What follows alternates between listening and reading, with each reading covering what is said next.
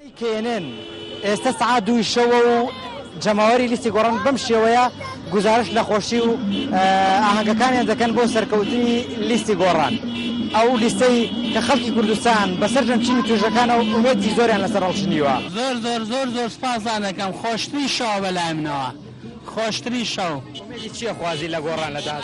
ئومێدم زۆرە ئینشاڵڵا ڕۆژێکی خۆش، ژیانێکی خۆش، ژیانێکی ئازاد، ژیانێکی بەختەوەری، ژیانێکی تازە و تازە گوزارەی لە کوردستاندا. ئێمشەو هاتوونەتە دەرەوە بۆ زۆر پێ خۆشحاڵم، یعنی لە خۆشییان نازانم چی بکەم، چۆن خۆشی خۆم دەبڵێم.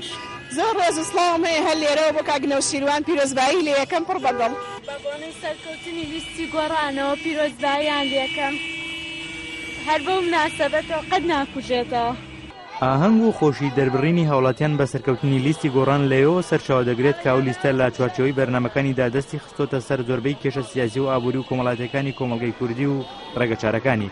ئەوە شوای کردووە کە خەڵکی کوردستان بەگشتی گۆڕان بکەنە ئامانج و لە ڕێگەی سندوقەکانی دەنگدانی شەوە پشتیوانی لەو بزوتنەوە جەماوەریە بکەن.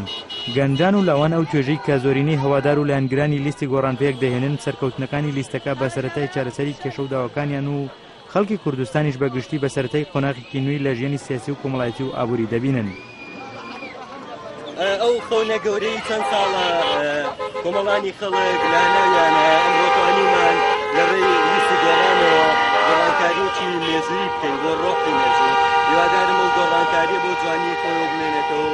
سپاس بۆ هەموو گروپ و لایەن و ئەو خەڵکە بەسۆزەی کە توانیان ئەم گۆڕانە دروستکەین بەتایبەت کاک نەوشیروانی بەڕێز. زۆر پیرۆزبایی لە خۆشتان لە کاک نەوشیروانی بەڕێزیش ڕۆژ لەمە خۆشتر نابێتەوانێ. من ئەمڕۆ لە ماڵی خۆمان کردم بە جەژن، اینجا جەژنەکە زۆر گەورە بوو، گەورەتریشە بێ ئینشاءڵڵا. لەم ڕۆژەدا پیرۆزبایی لە هەموو گەلی کوردەکەم و پیرۆزبایی لە هەموو دانیشتوانی هەرێمی کوردستان دەکەم و بەتابەتی ڕێز و حورمەت و خۆشەویستیم هەیە بۆ هەموو تاچی کوردی لە ئەوروپا پیرۆزباییان لێ دەکەم.